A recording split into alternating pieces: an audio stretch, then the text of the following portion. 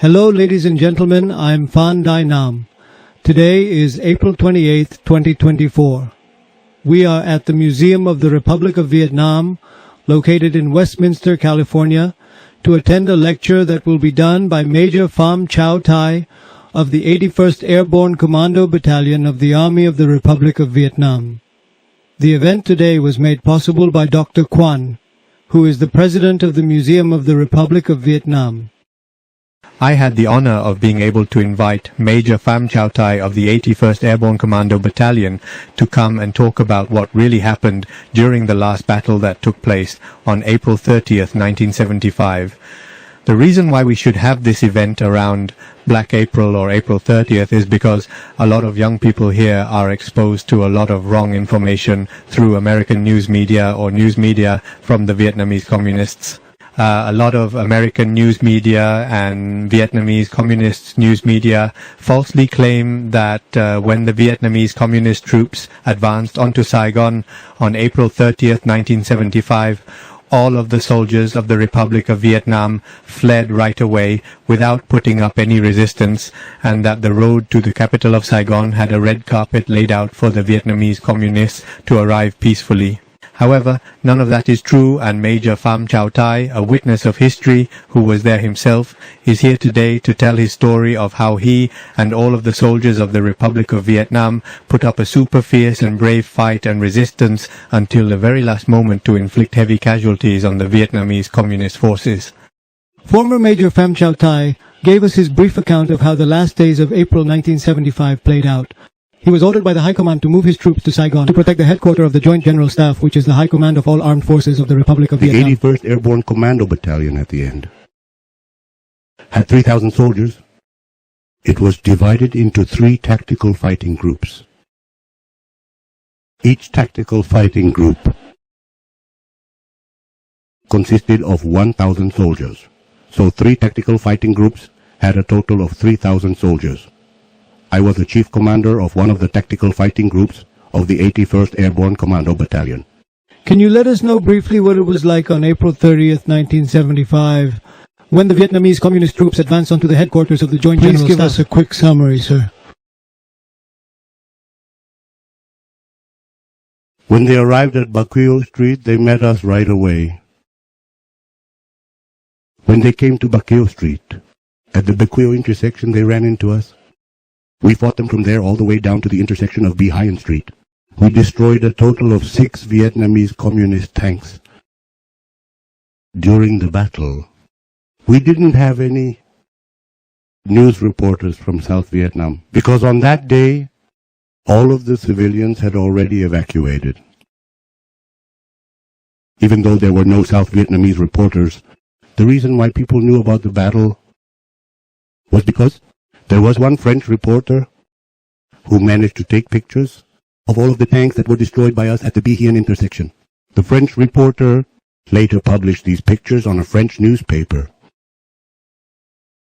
to challenge the Vietnamese communists' claim that there was no resistance in Saigon. The French reporter would ask the Vietnamese communists, if there was no resistance in Saigon, then how come I have pictures of these tanks being destroyed? On April 30th, 1975, when President Duong Van Minh told everyone to surrender, had the Vietnamese communist troops already infiltrated the headquarters of the Joint General Staff, and did you encounter any Vietnamese communist forces? At that time we were fighting at the Bi Hien intersection, and the Vietnamese communist troops started to try to break into the headquarters of the Joint General Staff.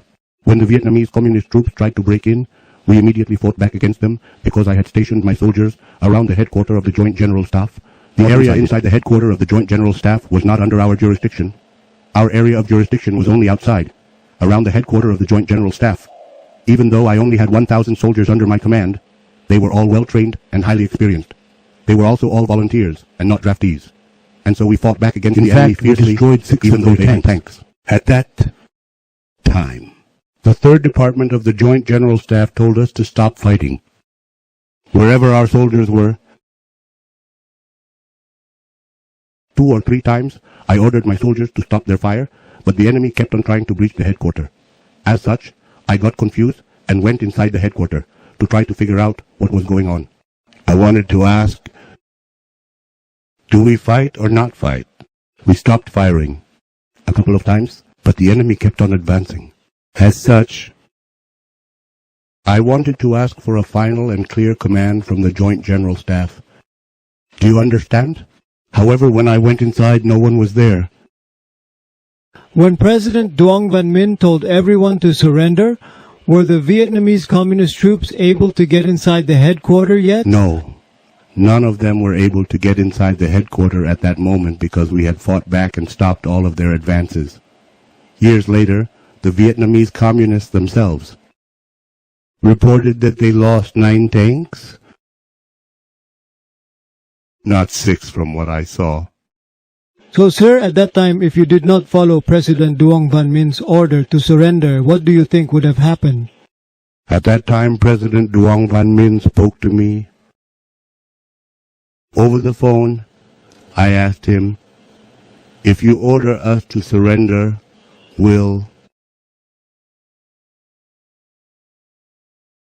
you be willing to accept full responsibility for what the enemy will do to more than 1,000 soldiers of the 81st Airborne Commando Battalion? His reply was, you guys can decide whether or not you guys want to surrender. This meant that he denied his responsibility. He said, it's up to you guys. So that meant we could do whatever we wanted. As such, I ordered my troops to continue fighting, because I wanted to get a final order from a person at the highest level of command. Do we continue fighting? He answered that it was up to us, so I kept on fighting. I continued fighting for another half hour. Then President Duong Van Minh went on the radio and ordered everyone to surrender. We are soldiers. We had no choice but to follow orders. Ladies and gentlemen, during former Major Pham Chau Tai's lecture, there was also another speaker and former soldier, Ngo Van Quai, present. He was there to facilitate the lecture and spoke in English to help young people understand more about all of the things that former Major Pham Chau Tai said. The lecture had to end after 2 hours, and the Museum of the Republic of Vietnam has promised to invite the guest speaker to return again on a convenient date and time to talk more about all of the fierce battles that the 81st Airborne Commando Battalion participated in. I'm Phan Dai Nam, reporting for SBTN from Westminster, Southern California.